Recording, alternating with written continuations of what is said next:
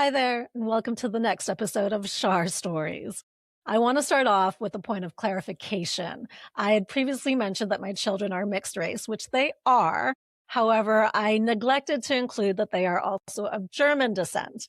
They represent a number of different races and cultures, and I'm just such a dolt in having left that out in the previous episode, and I want to do right by them and representing them correctly. So I just wanted to, do that little shout out to their German heritage.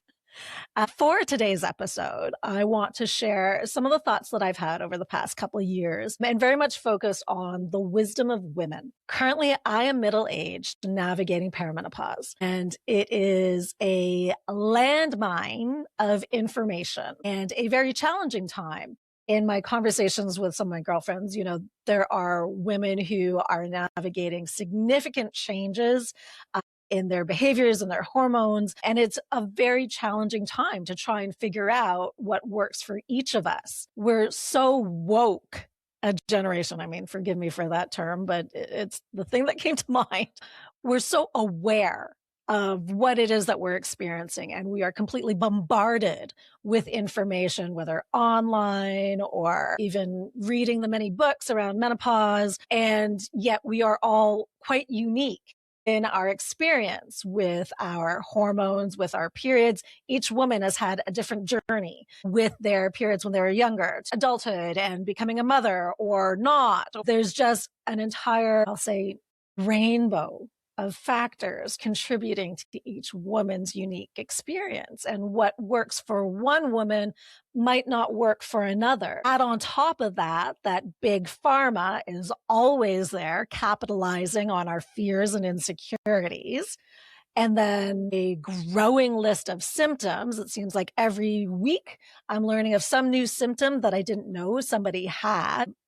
But that's, just a contributing factor. Another piece of it, and this is absolutely foundational, we know this, there's not been enough funding or research into women's health, let alone into women's reproductive health, let alone into women's reproductive health in later years. So there's a large part, essentially what I'm getting at is there's a large part of the population, if we women are half of the population, there's a large part of the population that is in need, right? We are searching. We're searching for information, searching for belonging, searching for answers. And I want to park that for just a moment because I wanted to share other pieces that sort of play into today's topic. The first one is I came across a picture the other day of Indigenous Filipino girls from African archives on Instagram. I had previously referenced Filipino Indigenous peoples on a previous episode. And so it was kind of serendipitous timing to have this image come up in my feed. And so the two girls, and I'll put the picture up on the podcast here, and I'll make reference to the original post in the description of the podcast so that African Archives on Instagram gets the proper credit for it. The two girls, they're referred to as, I've got the description here, it's Eta, Agta, or Ati, or Ata, Batok, or Negritos. And forgive me if I've mispronounced those incorrectly. Genetic and archaeological research suggests that the ancestors of today's Eta communities, so these indigenous people, arrived in the islands more than 40,000 years ago, long before waves of migration from mainland Asia. Over thousands of years, they developed unique cultures, languages, traditions, and deep knowledge of the forests and mountains they called home. 40,000 years. I can't even wrap my head around that in terms of time. But wow, the next image and the next person that I wanted to bring into this episode is Wang Od, and I'll put her image on screen. And again, I will reference this for our listeners who are not capable of seeing the video in real time. So Wang Od also goes by the name of Maria Oge, and she is 109 years old, and she's a tattoo artist from the village of Buscalan in the Philippines. Wang Od was featured on the cover of Vogue magazine in April 2023. At that time, she was 106 years old and considered to be the last and oldest Mambabatok artist. Mambabatok, also known as Batok, is the traditional art of Kalinga tattooing. It is highlighted as an endangered tradition, as the practice is very specific to only a handful of Filipino communities.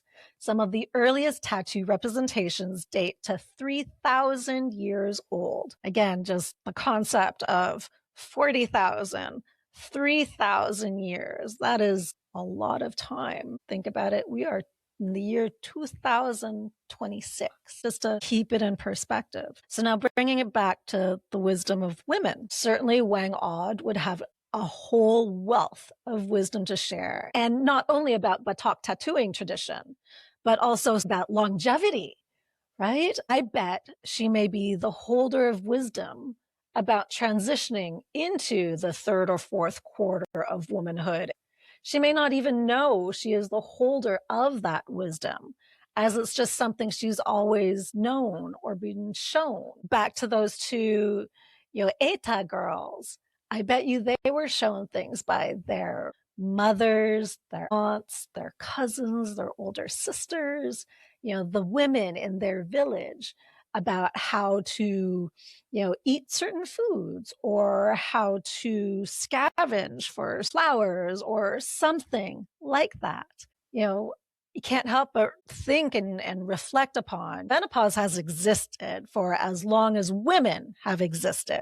Yet in North America, once a woman reaches a certain age, she becomes undesirable and invisible even. Gone are the storylines about the strong, independent woman in movies and TV.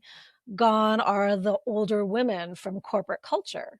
Gone are the women's perspective and balance in AI. As a point of comparison, other cultures do not speak ill of menopause the way we do in North America. For example, in Japan, menopause is referred to as konenki. Forgive me again if I'm mispronouncing that. Konenki is a profound stage of growth and renewal in a woman's life and offers a more holistic and enriching view.